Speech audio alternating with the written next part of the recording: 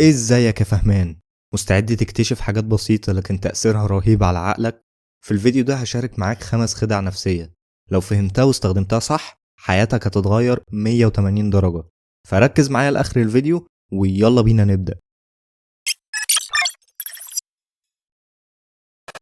الخدعة الأولى، تخيل إنك رايح تشتري موبايل ولقيت أول موبايل معروض بسعر 20,000 وبعدها لقيت موبايل تاني ب10,000. فإيه اللي هيحصل؟ هتحس إن التاني هو صفقة رهيبة رغم إنه ممكن يكون أصلا مش مناسب ليك. عقلك يا صديقي بيتأثر بأول رقم بيشوفه وبيخليه نقطة ارتكاز يقارن بيها أي حاجة بعدها. فالحل ما تاخدش القرار بناء على أول سعر أو معلومة، خد وقتك وقارن بموضوعية. الخدعة التانية، ليه لما بتشوف إعلان بيقول آخر 3 قطع متاحة أو العرض لمدة يوم واحد بس بتندفع إنك تشتري؟ عقلنا متبرمج يخاف من ضياع الفرص وده بيخليك تاخد قرارات سريعة من غير ما تفكر. فاسأل نفسك الأول، أنا فعلا محتاج الحاجة دي ولا أنا متحمس زيادة بسبب إن هم قالولي إن الكمية محدودة؟ الخدعة التالتة، عمرك شفت حد فاكر نفسه عبقري في حاجة وهو في الحياة لسه مبتدئ؟ ده لأن الناس اللي عندهم خبرة قليلة غالبا بيبالغوا في تقدير مهاراتهم، والعكس صحيح. كل ما تبقى محترف أكتر كل ما تحس إنك لسه محتاج تتعلم أكتر. خلينا أبسطها لك، تعال نقسم العلم ل3 مستويات: مستوى مبتدئ ومتوسط ومحترف. الإنسان في بداية العلم طبيعي إنه بيبقى في المستوى المبتدئ، لكن هو ساعتها بيبقى شايف إنه معاه علم كبير وإنه فعلا عبقري.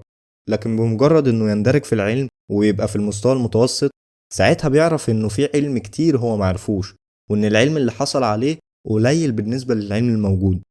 ومجرد ما يوصل للمستوى المحترف بيدرك فعلا إنه لسه محصلش حاجة، وتلاقيه بيتعامل كأنه جاهل لأنه أدرك إن العلم كبير ملوش نهاية. فما تخليش غرور البداية يخدعك واستمر في التعلم مهما كنت شايف نفسك فاهم. الخدعة الرابعة، ليه نفس الحاجة ممكن تتقال بطريقتين لكن إحساسك بيها بيكون مختلف؟ يعني لو الدكتور قالك إن نسبة نجاح العملية 90% هتحس إن هي آمنة وإن هو مفيش خطر منها، لكن لو قالك إن نسبة الفشل 10% ممكن ساعتها تتوتر جدا رغم إن الرقم هو والنسبة هي. دايما ركز على الطريقة اللي المعلومة بتتقدم بيها وما تفقدش الموضوعية بسبب الصياغة. الخدعة الخامسة، ليه لما تلاقي حاجة عليها ترند بتتحمس تجربها حتى لو مش مقتنع بيها؟